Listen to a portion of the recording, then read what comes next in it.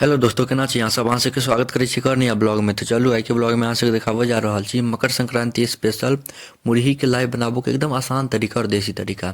तो देखियो, बोरा में मुरही के बोरा खरीदलिए 60 रुपये हमरा किलो पड़ले। 4 किलो के बोरा खरीदलिए। देखियो, एहिमे भूजल मुरही छै, बढ़िया मुरही छै, लम्बा लम्बा मुरही देलक ये, बढ़िया मुरही छै। तो 60 रुपये किलो देलकै। ठीक, आब इम्हर आँच पर चूल्हा पजारलिए, ओहि पर लोहिया चढ़ा के 1 बाटी पानी दऽ देबै। ओहिमे ई देखियो गुड़, एगो ढेपा और कनिक छोटकी आधा, और मतलब ई ढेपा एगो बड़का ओकर कनिक आधा या ओहिसँ कनिक ज़्यादा धऽ देबै। जतेक गुड़ देखेलहुँ ओहि हिसाबसँ ओतेक गुड़ धऽ देबै। ठीक, एकरा पिघलऽ देबै, आरामसँ बरकऽ देबै बढ़िआँसँ। अखने नहि भेलै, एकरा आओर समय लागत, एकरा बरकऽ देबै काफ़ी समय तक। पाक बढ़िआँसँ हैत तहने ओ हैत। जाबत तक पाक बढ़िआँ नहि बनत ताबत तक लाइ वाइ नहि बनत बढ़िआँ। तैँ अहाँसब अंत तक देखू, बहुत नीक लागत आ बहुत आसानीसँ बनि जायत। देखियौ आब कतेक सुन्दर पाक आब लगभग रेडिये भऽ गेल छै। देखियौ कतेक मस्त, एहन टाइपके जेहन भऽ जायत लस्सा जकाँ एना, तब एकरा उतारयवला ई समय भऽ गेल छै। देखियौ, एक बेर पानिओमे धऽ कऽ देख लेब, पानिमे चिपकैत हैत तहन निकालि सकै छी। देखियौ हमर बोरापर मुरही निकालि कऽ राखि लेलिए, कनि कोनियामे निकालि लेलिए, कनि बोरापर निकालि कऽ राखि देलिए।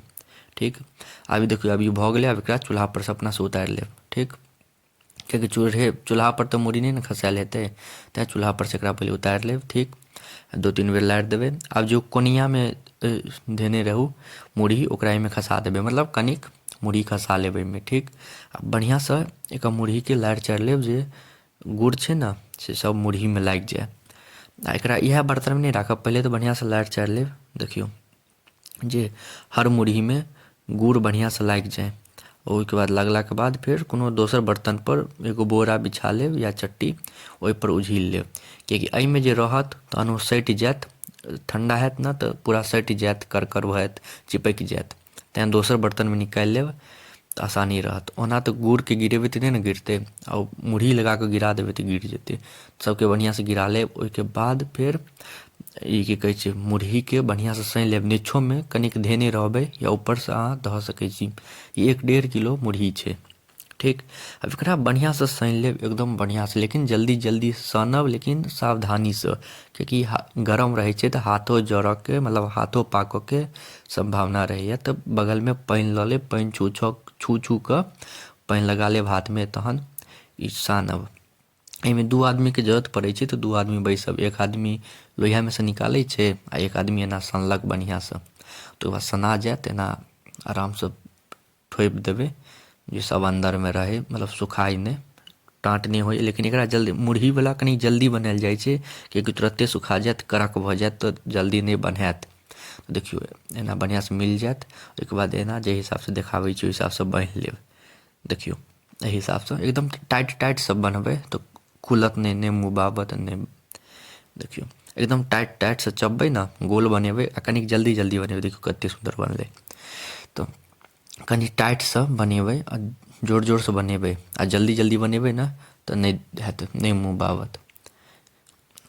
देखियौ इएह हिसाबसँ बढ़िआँसँ एकदम जोर जोरसँ चापि देबै तऽ नहि मुँह बात।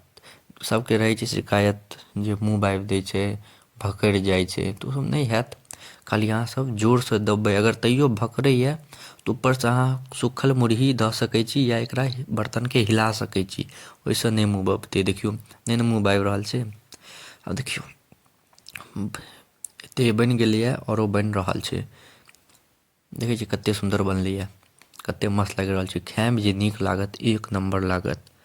देखियौ आब एतबी बचलैए, लेकिन एहिमे जल्दी बनाबऽ पड़ै छै। हमर मम्मी तऽ के आदत छै तेँ अकेले सम्हारि लेलकै। लेकिन अगर अहाँसब पहिले बेर बना रहल छी, बनाएब तऽ नहि सम्हरत, 1 आदमीसँ 2 आदमी रहब।